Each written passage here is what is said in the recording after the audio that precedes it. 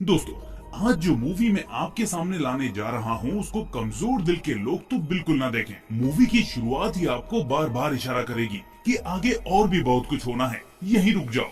लेकिन आप ऐसा नहीं कर पाओगे। इन शॉर्ट, आपका दिमाग तो आपको समझाएगा कि आगे मूवी नहीं देखनी, लेकिन दिल नहीं मानेगा। मूवी तमिल इंडस्ट्री को बिलोंग करती है और एक ऐसे टॉपिक पर बनी है जिसे अगर आपने थिएटर में एक्सपीरियंस कर लिया तो कई रातों तक आपको नींद नहीं आएगी। तो चलिए अब बिना देरी किए शुरू करते हैं आज की ये मूवी, जिसका नाम है विदुथलाई, जिसका हिंदी में मतलब होता है मुक्ति यानी कि आजादी। मूवी की शुरुआत में हमें बताया जाता है कि 80 के दशक में तमिल सरकार पूरे प्रदेश में विकास करना चाहती थी, जिसकी वजह से वो गांव-गांव में जाकर लोगों से उनकी जमीन का अधिग्रहण कर रही थी और साथ में जंगलों को भी काट रही थी। लेकिन तमिल समुदाय के कुछ लोग इससे खुश नहीं थे। वो चाहते थे कि गाँव और शहरों का विकास तो हो, लेकिन उसमें जंगलों और बाकी जीवों को कोई नुकसान न पहुँचे। पर सरकारी लोग ऐसा नहीं सोचते थे और इसी विरोधाभास के बीच कई गाँव के लोग आपस में इकट्ठा हुए और एक संगठन की शुरुआत हुई, जिसका नाम उन्होंने रखा तमिल पीपल आर्मी यानी टीपीए। उस वक्त टीपीए में कई गांव और शहरों के लोग मौजूद थे जो पुलिस से आए दिन मुठभेड़ करते रहते थे। टीपीए के सभी लोग सरकार के खिलाफ रहते थे और उसके हर फैसले का विरोध करते थे। इस तरह जब लंबे समय तक कोई रास्ता नहीं निकला तो सरकार ने धर्मापुरी शहर के पहाड़ों में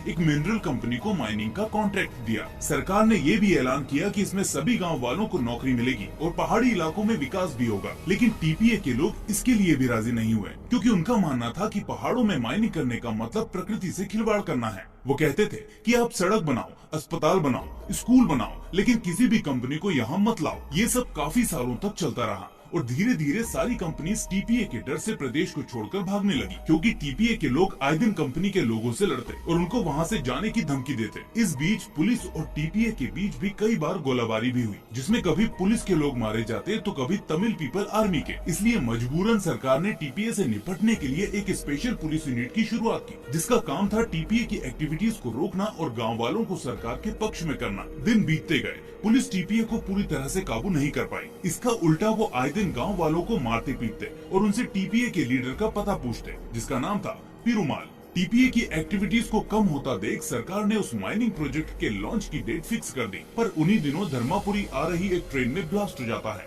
और ट्रेन के डब्बे एक ब्रिज के ऊपर से नीचे गिर जाते हैं और यहीं से होती है इस मूवी की शुरुआत। ब्लास्ट इतना तेज हुआ था कि कई लोगों के हाथ और पैर उनके शरीर से अलग हो गए थे। कई लोगों के परिवार वाले ऑन स्पॉट डेड हो गए थे तो कुछ अकेले दर्द में तड़प रहे थे। डायरेक्टर ने इस सीन को इतने बेहतरीन तरीके से फिल्माया है कि आपको लगेगा आप वही हैं और ये सब सच में हो रहा है। फिल्म में ये सीन बिना किसी कट के पूरे 7 से 8 मिनट तक चलता है, जिसको आप YouTube पर भी देख सकते हैं। खैर, ब्लास्ट के वक्त घायलों को देखने वहाँ के मिनिस्टर आते हैं। लोग उनको देखकर मदद की गुहार लगाते हैं, लेकिन इतने सारे लोगों को देखकर मिनिस्टर का दिमाग भी चकरा जाता है। अगले दिन इसी ब्लास्ट की खबर अखबार में छपती है, जिसमें इसका जिम्मेदार टीपीए के लीडर को ही बताया जाता है, जिसे आज तक किसी ने नहीं देखा। चीफ सेक्रेटरी प्रेस कॉन्फ्रेंस करते हैं और मीडिया से कहते हैं कि ये मामला बेहद सेंसिटिव है, इसलिए आप लोग बहुत सोच समझकर इसके बारे में लिखें।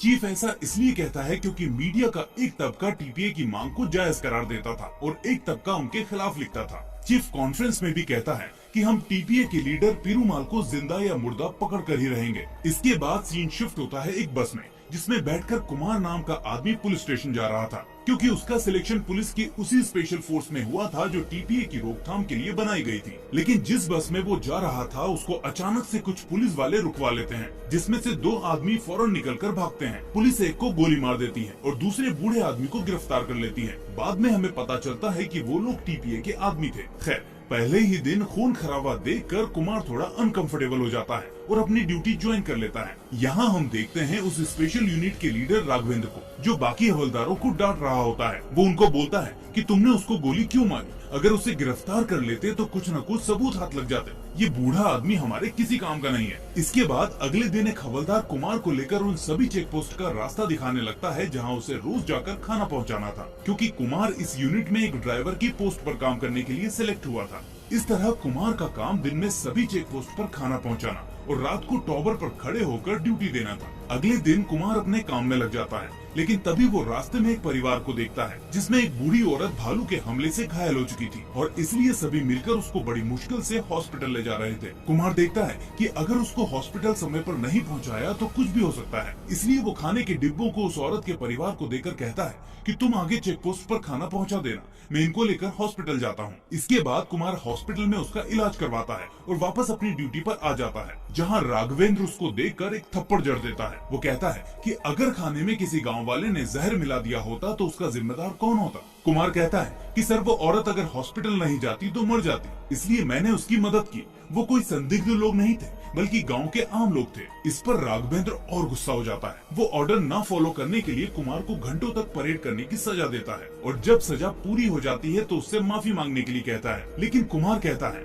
कि सर मैंने कुछ भी गलत नहीं किया तो मैं माफी क्यों मांगू। इस बात पर राघवेंद्र और भड़क जाता है और वो कुमार से सभी टॉयलेट्स को साफ करने के लिए कहता है। उधर डीआईजी एक मीटिंग बुलाता है और राघवेंद्र से कहता है कि पेरुमाल को दुर्गम जंगल के आसपास देखा गया है, इसलिए तुम अपनी चेकिंग बढ़ा दो। उस रात कुमार खाना देकर वापस लौट रहा होता है तो उसे रास्ते में कुछ लोग मिलते हैं। वो उनसे सवाल करने लगता है तो वो लोग बताते हैं कि कल उनकी बहन की सगाई है और वो दूर से सफर करते हुए यहाँ तक आए हैं जिसमें इतनी रात हो गई। कुमार को उन पर शक नहीं होता, इसलिए वो वहाँ से आगे बढ़ जाता है, जबकि वो लोग असल में टीपीए के ही लोग होते हैं और पेरुमाल भी उनमें शामिल होता है। खैर अगले दिन वो औरत कुमार को अपने घर बुलाती है। वो कुमार को उसकी मदद करने के लिए शुक्रिया करती है और उसे बताती है कि आज उसकी पोती राशि की सगाई है, इसलिए वो चाहती है कि आज के मौके पर कुमार वहाँ मौजूद हो। कुमार खुशी खुशी वहाँ रुक जाता है। अगले दिन जब कुमार बाजार में होता है तो वो राशि को देखता है। वो राशि से उसकी दादी की तबीयत के बारे में पूछने लगता है और बातों ही बातों में उसकी सगाई के बारे में पूछता है। राशि उसको बताती है कि वो शादी नहीं करना चाहती, लेकिन दादी की तबीयत खराब होने की वजह से उसने सगाई के लिए हाँ बोल दिया, पर दादी ने तो शादी की डेट फिक्स कर दी।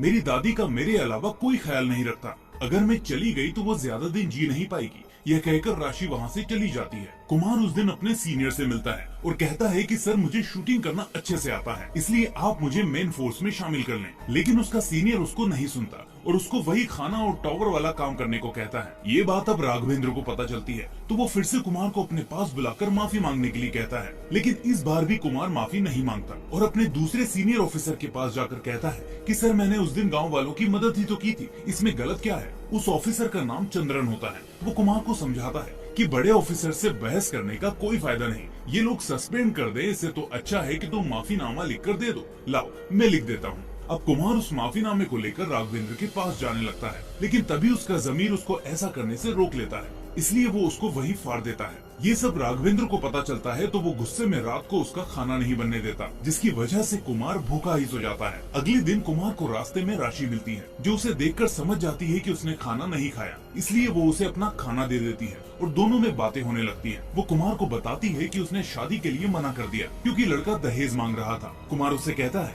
कि तुमने बिल्कुल सही किया। ऐसे ही रोज मुलाकात होने से दोनों के बीच प्यार का रिश्ता बनने लगता है, जिसके बारे में एक दिन राशि अपनी दादी को बताती है, लेकिन उसकी दादी उस रिश्ते के लिए तैयार नहीं होती। वो कहती है कि कुमार अच्छा लड़का है, लेकिन पुलिस वाले कभी भी हमारे लिए अच्छे नहीं हो सकते। हो सकता है कि ये कोई चाल हो ताकि ये लोग टीपीए के बारे में हमसे पता कर सके, इसलिए तुम कुमार से दूर ही रहो। अब कुछ दिनों बाद पुलिस गांव के कुछ लोगों को पकड़कर पूछताछ के लिए ले जा रही होती है। तभी रास्ते में टीपीए के लोग आकर पुलिस पर हमला कर देते हैं। पहले वो गांव वालों को छुड़ाते हैं और फिर पुलिस वालों को वार्निंग देते हैं कि इन जंगलों से दूर रहो, ये हमारा घर है और ये बात सरकार तक भी पहुंचा दो। और इसी बीच हाथापाई में पुलिस के एक आदमी की मौत हो जाती है। अगले दिन राघवेंद्र गुस्से में गांव के चप्पे चप्पे को निशाना बनाकर टीपीए और पीरामल को ढूंढता है, लेकिन उसको कुछ नहीं मिलता। वहीं एक लड़की जब पुलिस वालों से डरकर अपने घर से भाग रही होती है तो एक पुलिस वाला उस पर गोली चला देता है, जिससे वो लड़की घायल हो जाती है। कुमार देखता है कि वो लड़की निर्दोष है, इसलिए वो राघवेंद्र से कहता है कि सर इसको हॉस्पिटल ले चलते हैं,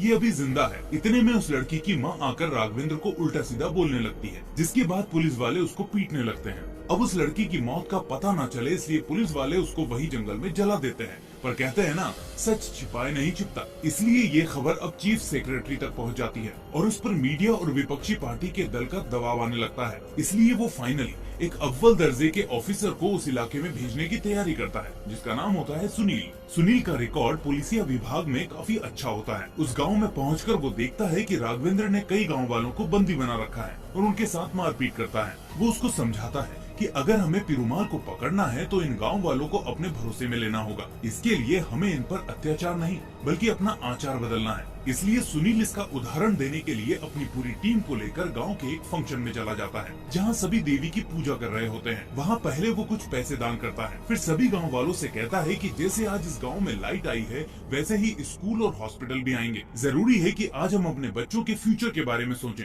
उनकी नौकरी कैसी लगेगी, उनका विकास कैसे होगा, और इसके लिए सरकार कुछ करना चाहती है। तो आप टीपीए का साथ मत दीजिए, आप हमारा साथ दीजिए, हम आपकी पूरी मदद करेंगे। अगले दिन कुमार किसी काम से बाजार जाता है जहां उसे वही लोग मिलते हैं जो उसे उस रात को मिले थे। वो उनसे पूछताछ के सिलसिले में बात करने की कोशिश करता है लेकिन वो उसको पहचानने से इनकार कर देते हैं। वो देखता है कि उसमें वो आदमी भी है जिसने उस रात को अपने मुंह पर कपड़ा डाले हुए था। वो हैरान हो जाता है कि ये आदमी मुझे पहचानने से मना क्यों कर रहे हैं। वो समझ जाता है कि लोगों के अंदर टीपीए के लोगों का बहुत खौफ है, इसलिए वो वहाँ से चला जाता है। वहीं सुनील कुछ गाँव वालों को पकड़कर टॉर्चर करता है ताकि वो सच बोल सके, और इसी बीच एक बूढ़ा आदमी उन्हें पिरूमाल का हुलिया बताता है और उसका स्केच बनवाता है। इतने में वहाँ कुमार पहुँच जाता है और वो देखता है कि ये स्केच वाला आदमी तो उन्हीं लोगों में से एक है जिन लोगों से वो अभी मिलकर आ रहा है। वो समझ जाता है कि वो लोग पिरूमाल के ही आदमी थे और पिरूमाल भी वहाँ मौजूद था। कुमार ये बात चंद्रन को बताता है लेकिन चंद्रन उससे कहता है कि वो ये बात किसी भी दूसरे ऑफिसर को तब तक ना बताए जब तक वो उसको ना कहे। इसके साथ ही वो उसको एक कहानी सुनाता है कि एक बार पुलिस गांव के कुछ लोगों को पकड़ कर ले आई थी, जिसके बाद पिरूमाल और उसके आदमी पुलिस स्टेशन में आए और एक पुलिस वाले को जान से मार दिया था, जबकि वो बार बार कह रहा था कि मेरी बेटी का जन्म अभी अभी हुआ है, मैंने उसको देखा तक नहीं है, मुझे मत मारो। लेकिन पिरूमाल ने उस पर कोई दया नहीं दिखाई और उसको मार दिया। इसी बीच हमें पता चलता है कि चंद्रन भी असल में टीपीए से मिला हुआ होता है। असल में वो ही पुलिस की सारी खबर पिरूमाल को देता था, जिसकी वजह से कोई इसको पकड़ नहीं पाता था। खैर, कुमार ये बात सुनकर चंद्रन की बात मान लेता है और राघवेंद्र को कुछ नहीं बताता। उधर चंद्रन टीपीए को बताता है कि कुमार नाम के ऑफिसर को तुम्हारे बारे में पता चल चुका है, इसलिए थोड़ा संभल कर रहना। वो चाय पिलाने के बहाने कुमार को बाहर ले आता है जहाँ टीपीए का आदमी उसकी शक्ल को पहचान लेता है ताकि जब भी पिरूमाल को उस पर एक्शन लेना हो तो उसको पहचान सके। लेकिन जब पिरूमाल और उसके लोग कुमार के बारे में सोचते हैं तो उन्हें लगता है कि ये तो बस एक मामूली सा ड्राइवर है, अगर हम इसे मार भी देंगे तो सरकार पर इसका कोई असर नहीं पड़ेगा, लेकिन अगर हम इनके बड़े ऑफिसर को मार देंगे तो सरकार इस पुलिस को यहाँ से हटा लेगी। इसलिए वो कुमार की जगह सुनील को मारने का प्लान बनाते हैं। वो पहाड़ के ऊपर जाकर सुनील की गाड़ी का वेट करने लगते हैं और जैसे ही उसकी गाड़ी आती है वैसे ही एक बड़ा सा पत्थर उसके ऊपर धकेल देते हैं, लेकिन सुनील उससे बच जाता है। आगे जाकर उसकी गाड़ी एक गड्ढे में फंस जाती है। थोड़ी देर बाद वहाँ से कुमार खाना लेकर जा रहा होता है, जो सुनील से कहता है कि सर मैं इस गाड़ी को निकाल सकता हूँ। वो ठीक वैसा ही करता है और सुनील उसकी तारीफ भी करता है। अब सुनील एक प्लान बनाता है। वो अपने कुछ लोगों को गांव वालों जैसे कपड़े पहनाता है और मीडिया में ये खबर निकलवा देता है कि ये लोग टीपीए से जुड़े हुए हैं, लेकिन हम इन पर मुकदमा नहीं चलाएंगे, हम इन्हें रिटेंशन सेंटर भेज रहे हैं ताकि ये इंडिपेंडेंट रहकर नौकरी कर सके। असल में सुनील पुलिस की छवि को सुधारने की कोशिश करता है ताकि गांव वालों का भरोसा जीत सके। कुमार को लगता है कि यही सही मौका है वो पिरूमाल का पता अपने सीनियर को बता दे, लेकिन चंद्रन उसको समझाता है कि जब मैंने तुमसे बोल रखा है कि मेरे बोलने से पहले तुम किसी से कुछ नहीं कहोगे तो क्यों अपनी जान और नौकरी खतरे में डाल रहे हो, लेकिन फिर भी तुम्हें मरने का शौक है तो जाओ बताओ। कुमार उसकी बात मान लेता है और वेट करने का फैसला करता है। वहीं दूसरे दिन राशि और कुमार की मुलाकात होती है। वो राशि से टीपीए के बारे में बात कर रहा होता है कि किस तरह एक दिन पिरूमाल ने एक पुलिस वाले को बेवजह जान से मार दिया था, जिस पर राशि उससे कहती है कि ये सच नहीं है, वो किसी को बेवजह नहीं मारता। वो बताती है कि जब मैं छोटी थी तब मेरे माँ और बाबा को पुलिस ने उठा लिया था। उसी वक्त तमिल पीपल्स आर्मी ने गांव में एक मेडिकल कैंप भी रखा था। मेरे अंकल वहां जाकर पिरूमाल को बताकर आए कि मेरे माँ और बाबा बेवजह पुलिस के कब्जे में हैं। जिसके बाद पिरूमाल अपने आदमियों के साथ वहां गया और उसने देखा कि मेरे पिता को पुलिस वालों ने पीट पीट कर मार दिया है और वहां मेरी माँ बिना कपड़ों के जमीन पर पड़ी है, जिसको पुलिस वालों ने बहुत मारा है। पिरूमाल ने पहले अपनी शर्ट से मेरी माँ के बदन को ढका और उसके बाद उस पुलिस वाले की तरफ इशारा किया जिसने वो सब किया था। पिरूमाल ने पहले उस पुलिस वाले का हाथ काटा क्योंकि उसने मेरी माँ को उसी हाथ से मारा था और फिर मेरे पिता को मारने की वजह से उसको भी जान से मार डाला, जबकि वो बार बार कह रहा था कि मैं अभी अभी बाप बना हूँ, मुझे छोड़ दो। कुमार उसकी सारी बातें ध्यान से सुन रहा था। वो समझ चुका था कि चंद्रन ने उसे आधी बात बताई थी। वो अब बेहद गंभीर मुद्रा में वापस पुलिस स्टेशन चला आया। पूरे रास्ते उसका दिमाग यही सोच रहा था कि पिरूमाल सही आदमी है या नहीं। उसी रात जब कुमार पहरा दे रहा था तब उसे एक लड़की बिना कपड़ों के जख्मी हालत में पुलिस स्टेशन से बाहर भागते हुए दिखी। वो फौरन उसको रोकता है। वो कहती है कि पुलिस वाले ने मेरे एक बच्चे को मार दिया और मेरा दूसरा बच्चा मेरे घर पर दूध के लिए तड़प रहा है, मुझे जाने दो। कुमार कुछ कहता उससे पहले ही दूसरा पुलिस वाला उसके सर पर हमला कर देता है, जिससे वो बेहोश हो जाती है और बाकी पुलिस वाले उस लड़की और बुढ़े को लेकर कहीं और चले जाते हैं। कुछ दिनों बाद गाँव में एक मिनिस्टर आता है जो गाँव वालों को समझा रहा होता है। वहीं सिक्योरिटी के लिए कुमार भी ड्यूटी पर था, जिसे राशि मिल जाती है। वो उससे माफी मांगता है और कहता है कि मैं पुलिस वाला होकर भी कुछ नहीं कर पा रहा, लेकिन मैं तुम्हारा साथ कभी नहीं छोड़ूंगा। अगले दिन वो तारीख होती है जब उस माइनिंग के प्रोजेक्ट का उद्घाटन होता है, इसलिए वहाँ काम शुरू हो जाता है। हालांकि पुलिस को वहाँ सुरक्षा के लिए तैनात किया गया था, लेकिन उसका कोई भी फायदा नहीं होता। टीपीए के लोग वहाँ आकर पुलिस को घेर लेते हैं और कहते हैं कि हमारे जंगलों को हमसे कोई नहीं छीन सकता। इतने में वो वहाँ एक बॉम्ब ब्लास्ट कर देते हैं, जिसमें 4 पुलिस वाले ऑन स्पॉट मारे जाते हैं। अब ये बात सीनियर ऑफिसर सुनील को पता चलती है और उसका पेशेंस खत्म हो जाता है। वो सभी से कहता है कि तुम्हें जिस पर भी शक हो उसको पकड़ कर ले आओ और अगर वो ना आए तो उसे वही गोली मार दो। पुलिस वाले ठीक ऐसा ही करने लगते हैं। वो एक एक करके सभी गांव वालों पर हमला कर देते हैं। तभी एक पुलिस वाला सुनील से कहता है, सर टीपीए के लोगों की कुछ फैमिली गांव में ही रहती है, इसलिए हमें उन पर भी कार्रवाई करनी चाहिए। सुनील फौरन उनको पकड़ने का आदेश देता है और ये खबर चंद्रन टीपीए तक पहले ही पहुंचा देता है। उसी रात गांव के हालात को देखते हुए राशि अपनी दादी के साथ दूसरे गांव के लिए निकल रही होती है, लेकिन उसकी दादी के पास पैसे नहीं होते, इसलिए वो अपनी सहेली से पैसे लेने जाती है जिसको उसने उधार दे रखे थे। वो राशि से कहती है कि मैं अभी आती हूँ, तुम यहीं रहना और कहीं मत जाना। लेकिन काफी देर होने तक उसकी दादी वापस नहीं आती और अगले दिन राशि को उसकी सड़क पर लाश मिलती है। देखने से पता चलता है कि पुलिस ने उसकी दादी के कपड़े उतारकर उनकी पिटाई की और जान से मार डाला। कुमार को जब ये पता चलता है तो वो गांव में जाकर अफसोस करने लगता है, लेकिन लोग उसको भी काफी कुछ बोलते हैं क्योंकि वो भी एक पुलिस वाला था। दूसरी तरफ पुलिस वाले अब सुनील के कहने पर सभी गांव वालों को गिरफ्तार करने लगते हैं। इस वजह से कई औरतें अपने बच्चों को घर पर अकेला ही छोड़कर पुलिस वालों के साथ चली आती हैं, ताकि उनके बच्चे सुरक्षित रहें। उन औरतों में राशि भी होती है, जिसको कुमार देख लेता है। वो फौरन चंद्रन के पास जाकर मदद मांगता है और कहता है कि वो लड़की निर्दोष है, वो उसे पर्सनली जानता है, इसलिए वो उसको छुड़वा दे। चंद्रन ऐसा करने से मना कर देता है, जिसके बाद कुमार कहता है, तो फिर मैं खुद ही जाकर सभी को पीरूमाल का पता बता देता हूँ, जिस पर चंद्रन उसे ऐसा करने से मना करता है। उधर राघवेंद्र औरतों और आदमियों को अलग अलग सेल में रखता है और उनसे पूछताछ करने लगता है, लेकिन जब उसे कोई भी गांव वाला कुछ नहीं बताता तो वो सभी औरतों के कपड़े उतरवाता है और उनके मंगलसूत्र को भी छिनवा लेता है। ये सब देखकर कुमार राघवेंद्र को रुकने के लिए कहता है, लेकिन वो उसकी एक नहीं सुनता। इसके बाद कुमार फौरन सुनील सर के पास आता है और उनको सब कुछ बता देता है। वो कहता है कि मुझे पीरूमाल का पता मालूम है, लेकिन आप उस निर्दोष लड़की को बचा लीजिए। सुनील फौरन अपनी फोर्स को कुमार के साथ उस पते पर भेज देता है जहाँ पर कुमार ने पीरूमाल को देखा था। अब यहाँ टीपीए और पुलिस वालों के बीच काफी देर तक गोलीबारी होती है, जिसमें दोनों ही तरफ के लोग मारे जाते हैं। इस बीच कुमार पीरूमाल को पकड़ लेता है और कहता है कि मुझे मालूम है कि तुम गलत नहीं हो, लेकिन तुम्हारी वजह से पुलिस गांव के निर्दोष लोगों को मार रही है, इसलिए तुम सरेंडर कर दो, तुम्हारी सजा कम हो जाएगी। लेकिन पीरूमाल उसकी नहीं मानता और वहाँ से भागने लगता है। इसके बाद कुमार जब टीपीए के आदमियों को भागते हुए देखता है तो उनके पैरों पर निशाना लगाकर उन्हें घायल कर देता है। यहाँ हमें पता चलता है कि उसका निशाना वाकई में अचूक है, जैसा उसने शुरू में अपने सीनियर को बताया था। अब एक तरफ राशि गाँव की औरतों को बचाने के लिए आगे आती है, तो वहीं दूसरी तरफ कुमार पीरूमाल को पकड़ लेता है और यही होता है पिक्चर के पहले पार्ट का दी एंड। लेकिन मूवी के क्रेडिट सीन में हमें दूसरे पार्ट की एक झलक दिखाई जाती है, जहां हमें अंदाजा लगता है कि शायद पुलिस वालों ने राशि को भी मार दिया था, जिसके चलते सुनील राघवेंद्र को सस्पेंड कर देता है। वहीं कुमार पीरूमाल से उस ट्रेन में हुए ब्लास्ट की पूछताछ कर रहा होता है, लेकिन इतने में कोई आकर पीरूमाल को छुड़वा लेता है। मुझे तो इस मूवी के दूसरे पार्ट का बेसब्री से इंतजार है। ये कहानी अगर आप बड़े पर्दे पर देखोगे तो आपके रोंगटे खड़े हो जाएंगे, क्योंकि एक एक सीन बेहद यूनिक तरीके से फिल्माया गया है। भाई यही है असली सिनेमा। तो दोस्तों, अगर आपको ये एक्सप्लेनेशन अच्छी लगी हो तो वीडियो को लाइक करने के साथ साथ अपने दोस्तों के साथ शेयर भी कर दें। आपको क्या लगता है, क्या वाकई में टीपीए ने वो ब्लास्ट किया था और आखिर में राशि का क्या हुआ? हमें कमेंट करके जरूर बताएं। नए हैं तो चैनल को सब्सक्राइब करने के साथ साथ नोटिफिकेशन बेल भी दबा दें। अब मैं मिलूंगा अगली ऐसी ही धांसू और शानदार मूवी के साथ। तब तक के लिए take care and thanks for watching.